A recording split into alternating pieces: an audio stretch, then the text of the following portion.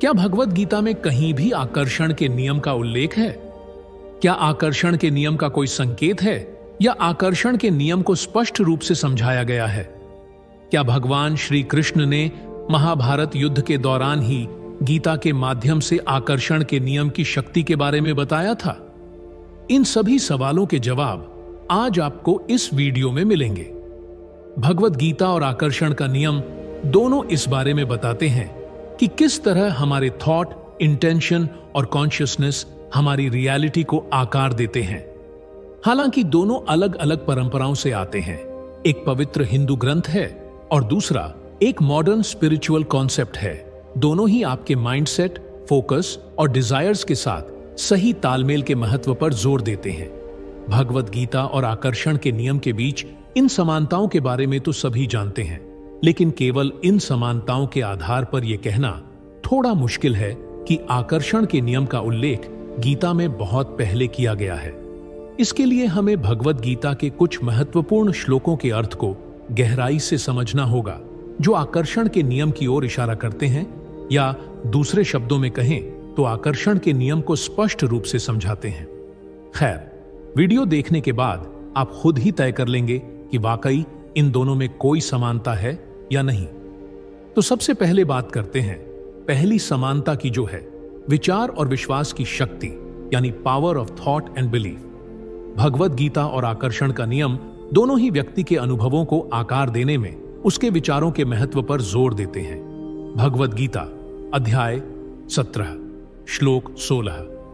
भगवान श्री कृष्ण कहते हैं, मनः प्रसाद सौम्यत्वम मौनमात्म विनिग्रह भाव संशुद्धिरित्येतत् तपोमानस समुच्यते। अर्थात मन की शांति, सौम्यता, मौन, आत्मसंयम और भावनाओं की शुद्धि, इन सब को सम्मिलित रूप से मानसिक तप कहा जाता है। यहां मौन का अर्थ चुप रहना नहीं, बल्कि मननशील या चिंतनशील रहना है। देखिए, अपने अंदर ये 5 सकारात्मक गुण लाना कोई आसान काम नहीं है। इसके लिए सकारात्मक विचारों और विश्वास शक्ति की आवश्यकता होती है। सकारात्मक गुणों को सकारात्मकता के माध्यम से ही पाया जा सकता है। इससे पता चलता है कि सकारात्मक परिणाम पाने के लिए सकारात्मक विचार और विश्वास शक्ति आवश्यक है। हम जिस तरह की मानसिकता विकसित करते हैं, वह अंततः हमारी वास्तविकता को आकार देती है। आकर्षण का नियम भी यही कहता है कि हम जिस पर ध्यान केंद्रित करते हैं, जिसके बारे में सोचते हैं और जिस पर विश्वास करते हैं, वही हम अपने जीवन में आकर्षित करते हैं। आकर्षण के नियम से एक लोकप्रिय कहावत है, आप जो सोचते हैं वही आपको मिलता है, जिसका सीधा सा मतलब है कि सकारात्मक विचार सकारात्मक परिणाम आकर्षित करते हैं और नकारात्मक विचार नकारात्मक परिणाम आकर्षित करते हैं।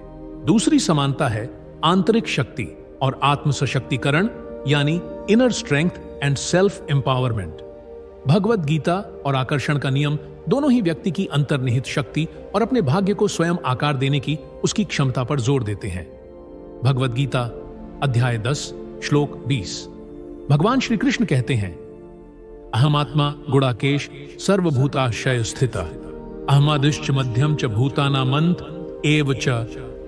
हे अर्जुन, मैं ही समस्त प्राणियों के हृदय में स्थित परमात्मा हूं। मैं ही समस्त प्राणियों का आदि, मध्य तथा अंत हूं। इस श्लोक का अर्थ यह बताता है कि ईश्वर प्रत्येक व्यक्ति के भीतर है, जिसका अर्थ है कि प्रत्येक व्यक्ति में अपनी उच्चतर आत्मा के साथ संबंध के माध्यम से अपनी इच्छाओं को प्रकट करने की जन्मजात शक्ति होती है। आकर्षण का नियम भी यही सिखाता है कि हर व्यक्ति अपनी रियलिटी का को क्रिएटर है। अपने डिजायर्स की एनर्जी से जुड़कर, पॉजिटिव थॉट्स पर फोकस करके और पॉजिटिव माइंडसेट बनाए रखकर व्यक्ति अपने गोल्स को मैनिफेस्ट करने के लिए अपनी इनर पावर का यूज कर सकता है। तीसरी समानता है इरादा और इच्छा, यानी intention and desire. Bhagavad Gita अध्याय 9 श्लोक 22। भगवान श्री कृष्ण कहते हैं, अनन्याश् चिन्तयन्तो मां ये जनाः पर्युपासते तेषां नित्याभियुक्तानां योगक्षेमं वहाम्यहम्। अर्थात जो मनुष्य अनन्य भाव से मेरा चिंतन करते हैं, मेरी भक्ति करते हैं, मैं उन्हें वह प्रदान करता हूं जो उनके पास नहीं है, और जो उनके पास है मैं उसकी रक्षा करता हूं। इससे पता चलता है कि सच्ची इच्छा ईश्वरीय संबंध और उच्च चेतना पर केंद्रित होती है। यह इस बात पर जोर देता है कि जब हमारी इच्छाएं स्पष्ट और ईमानदार होंगी तो हमें उन्हें प्रकट करने में मदद मिलेगी, बशर्ते कि वे हमारी आध्यात्मिक प्रगति के अनुरूप हों। आकर्षण के नियम में भी एक क्लियर, फोकस्ड इंटेंशन जरूरी है। किसी को इस बारे में क्लियर होना चाहिए कि वो क्या मैनिफेस्ट करना चाहता है, क्योंकि क्लैरिटी उस डिजायर को एनर्जी के साथ अलाइनमेंट में लाती है। आकर्षण का नियम सकारात्मक परिणामों पर ध्यान केंद्रित करने और अपनी सच्ची इच्छाओं के अनुरूप बने रहने को प्रोत्साहित करता है।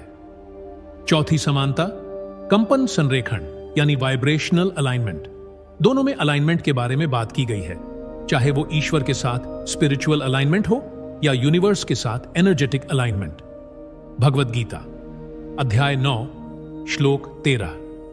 भगवान श्री कृष्ण कहते हैं, महात्मानस्तु मां पार्थ दैवीयं प्रकृतिमाश्रिता भजन्त्यनन्य मनसो ध्यात्वा भूतादिम व्ययम्। हे पार्थ, महान आत्माएं मेरे दिव्य स्वरूप को स्वीकार करके अन्य किसी वस्तु में मन न लगाते हुए मुझे ही संपूर्ण प्राणियों का अविनाशी मूल जानकर एकनिष्ठ भाव से मेरी ही पूजा करती है। कृष्ण इस बारे में बात करते हैं कि जो लोग दिव्य सिद्धांत के साथ सामंजस्य में हैं, वे कैसे धन्य हैं। यह स्वयं को दिव्य या उच्चतर उद्देश्य के साथ संरेखित करने के महत्व पर प्रकाश डालता है, जो आकर्षण के नियम में हायर फ्रीक्वेंसी के साथ अपनी एनर्जी या वाइब्रेशन को अलाइन करने जैसा है। आकर्षण का नियम भी यह सुझाव देता है कि इच्छाओं को प्रकट करने के लिए आपको जो चाहिए उसके साथ कंपन सामंजस्य में होना चाहिए। ये वांछित परिणामों को आकर्षित करने के लिए ब्रह्मांड या दिव्य ऊर्जा के साथ संरेखण में होने के समान है। सकारात्मक विचार और भावनाएं आपके कंपन को बढ़ाती हैं, जिससे सकारात्मक परिणाम आकर्षित होते हैं। भगवद गीता और आकर्षण का नियम अलग अलग आध्यात्मिक परंपराओं से आते हैं, लेकिन दोनों ही विचार, विश्वास, इरादे और ध्यान की शक्ति पर जोर देते हैं। जरूरी बात यह है कि हमारी मानसिकता, इच्छाएं और उच्च उद्देश्य के साथ संरेखण हमारे इच्छित जीवन को प्रकट करने में महत्वपूर्ण भूमिका निभाते हैं। भगवद गीता की वैराग्य, सही कार्य और आंतरिक शक्ति पर शिक्षाएं आकर्षण के नियम के सिद्धांतों के साथ प्रतिध्वनित होती हैं, जो उन्हें कई मायनों में पूरक बनाती हैं। वीडियो में यहां तक बने रहने के लिए आपका बहुत बहुत धन्यवाद। हमें कमेंट करके जरूर बताएं कि आपको वीडियो कैसा लगा, और अगर वीडियो पसंद आया तो वीडियो को लाइक करें, अपने दोस्तों के साथ शेयर करें और चैनल को सब्सक्राइब भी करें। धन्यवाद।